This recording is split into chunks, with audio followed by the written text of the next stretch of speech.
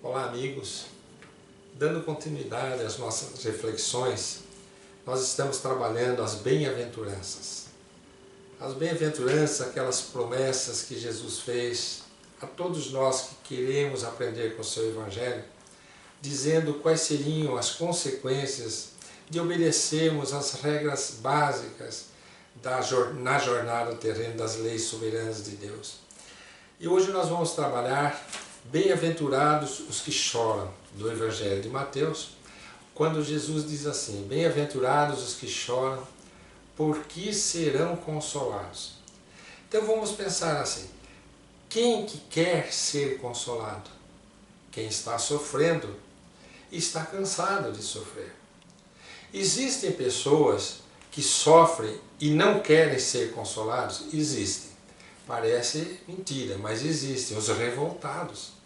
As pessoas revoltadas, magoadas de qualquer natureza, amarguradas, elas não querem consolo. Elas acham que Deus está sendo injusta com elas.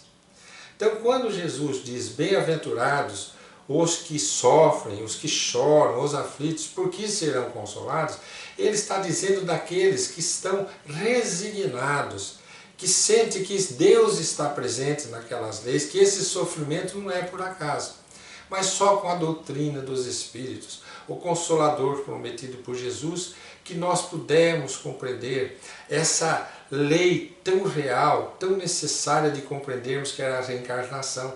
Se não compreendermos que já vivemos tantas e tantas vidas, que colhemos aquilo que nós plantamos, dificilmente entenderemos por que uns sofrem na Terra e outros não sofrem nesta vida. Talvez não sofram porque já sofreram em outra. Nós estamos sofrendo porque está na hora da nossa liquidação dos débitos. Então, quando nós entramos na nossa quitação de débitos, seja na questão da expiação, quer dizer, pagando um débito, seja da provação, quer dizer, provar a Deus que já nos transformamos, nós sofremos aqui na Terra. E os sofrimentos são delicados, são dolorosos. E Jesus diz que se nós sofremos aqui na Terra, mas estamos diante de Deus como um filho que sente que Deus está presente, resignados, nós seremos consolados. E muitas vezes seremos ainda nesta existência. Aqui nos recordamos da história de Jesus Gonçalves, o poeta das Chagas Redentoras, que foi uma pessoa que na existência do século passado, 1940 e pouco, quando 1920, 10, quando ele nasceu aqui em Borebi, no estado de São Paulo, quando ele descobre depois a hanseníase, ele entra num sofrimento e numa revolta contra Deus. Ele não entende por onde está Deus carregando tanta doença, ainda mais depois que ele é conduzido para uma colônia espiritual, onde só tem ancenianos. Quando ele vê tanto sofrimento, ele não consegue entender onde está Deus. Até que chega às suas mãos o livro, o céu e o inferno, a justiça divina, segundo os espíritos superiores, segundo o Espiritismo. E quando ele começa a ler, ele percebe naquelas palavras, naqueles ensinamentos ali exarados, ele percebe que as leis de Deus são justas, soberanamente justas, e que se alguém está sofrendo na Terra é por sua própria culpa e não por injustiça de Deus.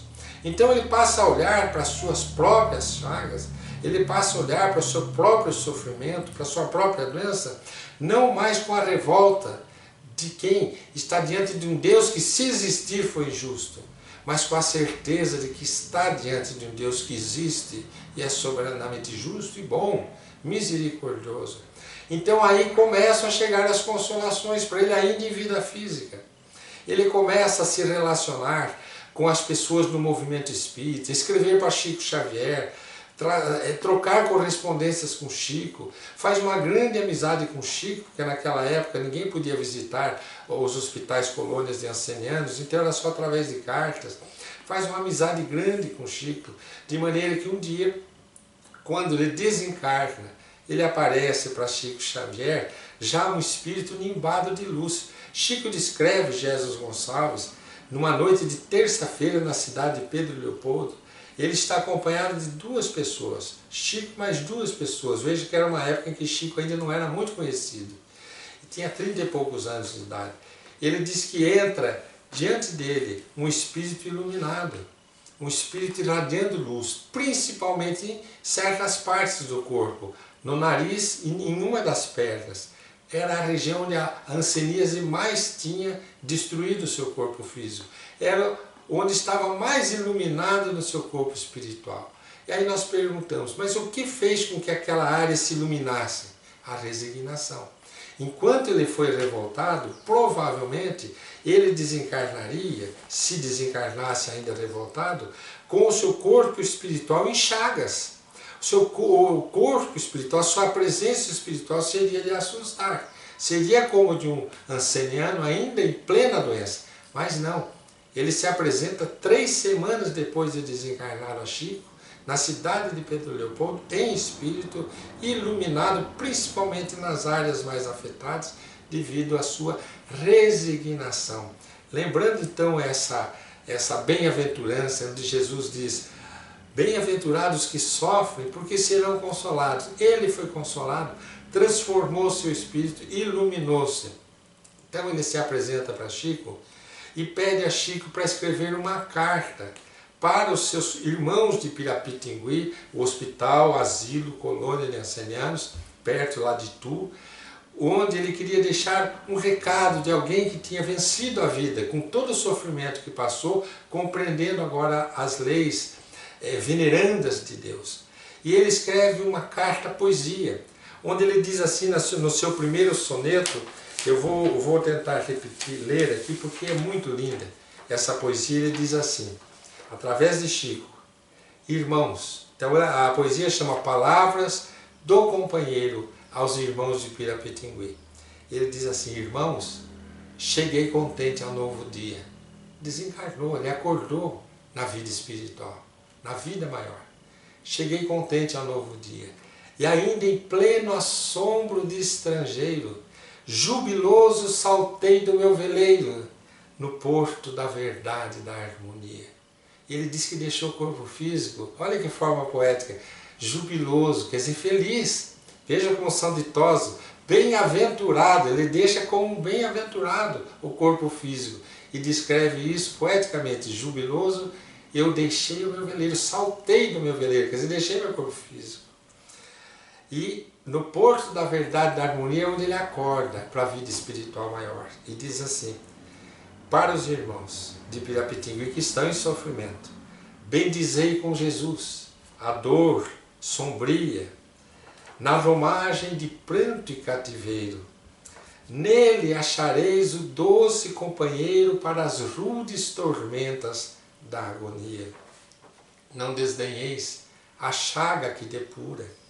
Nossas horas de amargas desventura são dádivas da lei que nos governa, e as escuras feridas torturantes serão adornos nas vestes deslumbrantes que envergamos ao sol da vida eterna.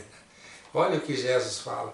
Ele está dizendo que aquelas escuras feridas torturantes, para quem estava em padecimento, quando compreendeu as leis de Deus, através da doutrina consoladora dos Espíritos, por isso consoladora, bem-aventurados os que sofrem, os que choram, os aflitos, porque serão consolados.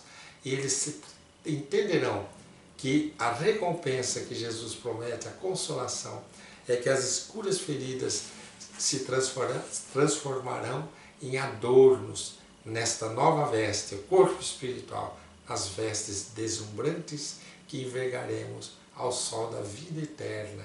E com essa primeiro soneto, são 2, Jesus deixa essa mensagem magnífica, falando dessa consolação que Jesus havia prometido nas bem-aventuranças, que é esse hino de amor, hino de contrato que Jesus faz, de amor, de bondade com os seus irmãos menores que somos nós aqui na Terra.